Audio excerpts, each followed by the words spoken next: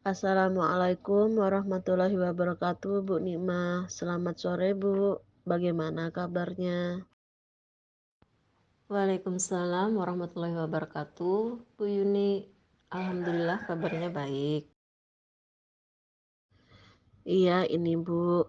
Kebetulan saya mendapat tugas untuk wawancara beberapa kepala sekolah terkait dengan praktek pengambilan keputusan. Bolehkah saya mengajukan beberapa pertanyaan kepada Bu Nikmah terkait hal itu? Boleh, silahkan Bu.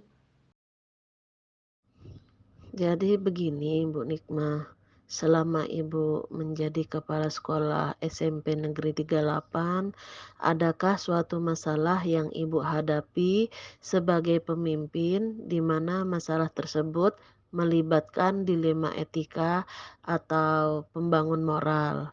Jika ada, bolehkah Bu menceritakan kepada saya beserta cara menyelesaikan masalah tersebut? Yang mana ya Bu? Sebenarnya masalah yang menimbulkan dilema itu banyak. Atau yang ini saja Bu. Barusan kemarin ketika penerimaan peserta didik baru, di situ kami di sekolah mengalami tentang siswa yang tidak bisa masuk dalam zonasi penerimaan peserta didik. Sementara siswa itu memiliki jarak yang dekat dengan sekolah kami. Nah, ketika itu orang tuanya menemui saya dan menyampaikan permasalahan yang ada. Ya, secara sistem ternyata siswa tersebut tidak bisa masuk karena berada pada jarak yang cukup jauh. Namun, padahal siswa tersebut dekat dengan sekolah kami. Dalam kasus tersebut, berarti ada dua kepentingan ya, Bu, yang sama-sama benar. Yang pertama, siswa yang ingin bersekolah di sekolah Ibu dan mereka merasa berdekatan dengan sekolah Ibu, sementara secara sistem siswa ini gugur dikarenakan jaraknya yang tidak bisa atau jauh. Lalu, langkah apa yang Ibu lakukan saat itu? Langkah yang saya ambil saat itu, pertama, mengenali nilai-nilai yang saling bertentangan. Saya memastikan bahwa masalah yang dihadapi ini betul-betul berhubungan dengan norma sosial dan sebagainya. Kedua, saya menentukan siapa yang terlibat dalam situasi ini. Masalah yang saya hadapi ini melibatkan siswa dan orang tua dari siswa. Ketiga, dalam mengambil keputusan yang baik membutuhkan beberapa data. Saya meminta data-data dari orang tua itu yang membenarkan bahwa alamatnya memang berdekatan dengan sekolah kami. Keempat, saya melakukan uji panutan. Maksudnya bagaimana seandainya saya berada di posisi orang tua tersebut. Kelima, saat itu paradigma yang terjadi adalah rasa keadilan lawan rasa kasihan. Sekolah ini mempunyai petunjuk teknis tentang tata cara penerimaan peserta didik dari Dinas Pendidikan dan saya memikirkan bagaimana seandainya itu terjadi pada diri saya. Keenam, untuk menyelesaikan masalah tersebut, saya menggunakan prinsip berpikir berbasis rasa peduli. Nah, siswa tersebut kami terima akhirnya sebagai siswa di sekolah saya dengan melampirkan data-data yang ada. Hal-hal apakah yang menurut Ibu efektif dalam pengambilan keputusan pada kasus-kasus dilema etika? Yang menurut saya efektif dalam pengambilan keputusan pada kasus dilema etika jika saya melibatkan 9 langkah dalam pengambilan keputusan. Lalu tantangan apa saja dalam pengambilan keputusan kasus-kasus dilema etika itu, Bu? Tantangan yang melibatkan 4 paradigma, yaitu individu lawan kelompok, rasa keadilan lawan rasa kasihan, kebenaran lawan kesetiaan, dan jangka pendek lawan jangka panjang. Adakah faktor yang selama ini mempermudah Ibu dalam mengambil keputusan? Tentu saja Bu Yuni, Salah satunya adalah para rekan sejawat saya yang berada di sekolah.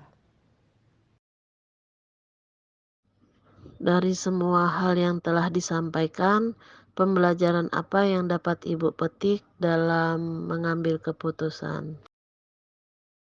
Pembelajaran yang bisa kami petik adalah jika mengambil keputusan, saya akan melibatkan 4 paradigma, 3 prinsip, dan 9 langkah pengujian. Sehingga keputusan itu bisa berbasis nilai kebajikan sebagai pemimpin. Baik Bu Nikmah, wawancara hari ini cukup sekian. Terima kasih atas waktunya dan semoga Ibu bersama keluarga selalu diberikan kesehatan dan perlindungan. Terima kasih dan Assalamualaikum warahmatullahi wabarakatuh. Waalaikumsalam warahmatullahi wabarakatuh.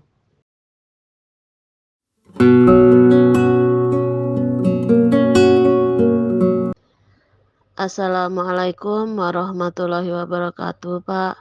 Selamat pagi, Pak Agus. Bagaimana kabarnya? Waalaikumsalam warahmatullahi wabarakatuh, Bu Juni. Alhamdulillah kabarnya baik. Iya nih, Pak. Kebetulan saya mendapat tugas untuk wawancara beberapa kepala sekolah terkait dengan praktek pengambilan keputusan. Bolehkah saya mengajukan beberapa pertanyaan kepada Pak Agus sebagai Kepala Sekolah SMP Negeri 40 terkait hal tersebut? Boleh, silahkan Bu Yuni. Jadi begini Pak Agus, selama Bapak menjadi Kepala Sekolah SMP Negeri 40, adakah suatu masalah yang Bapak hadapi sebagai pemimpin di mana masalah tersebut melibatkan dilema etika atau pembangun moral? Jika ada, bolehkah Bapak menceritakan kepada saya beserta cara menyelesaikan masalah tersebut? Yang mana ya Bu? Sebenarnya masalah yang menimbulkan dilema banyak. Yang ini saja ya Bu. Barusan kemarin guru saya mendapatkan masalah tentang peneguran tulisan anak yang kebutuhan khusus. Begini, sekolah saya ini merupakan sekolah yang mempercayakan pemerintah juga untuk anak-anak yang kebutuhan khusus. Suatu ketika guru seni budaya di sekolah saya terlibat dalam masalah, beliau menuliskan di buku siswa tentang bahwa tulisan dari siswa itu tidak bisa dibaca dan disuruh memperbaiki tulisannya. Beliau tidak mengetahui bahwa siswa itu adalah siswa berkebutuhan khusus. Pada saat malam hari, orang tuanya dari siswa itu menelpon saya, salah satu guru yang bukan pendamping dari saya, inklusi, dan marah karena di buku anaknya ada pesan yang tulis di buku anaknya. Orang tuanya mengatakan bahwa guru tersebut tidak layak mengajar anak berkebutuhan khusus karena tidak memahami psikologis dari siswa ini dan mengancam akan mengadukan guru dan sekolah ke dinas pendidikan setempat. Dalam kasus tersebut, berarti ada dua kepentingan ya Pak yang sama-sama benar. Yang pertama, siswa yang berkebutuhan khusus wajib menerima pendidikan dan diperhatikan lebih. Dan yang kedua, guru di tempat Bapak bukan dari latar pendidikan yang berkebutuhan khusus, sehingga kurang mengetahui bagaimana seharusnya yang dilakukan. Lalu, langkah apa yang Bapak lakukan saat itu, Pak?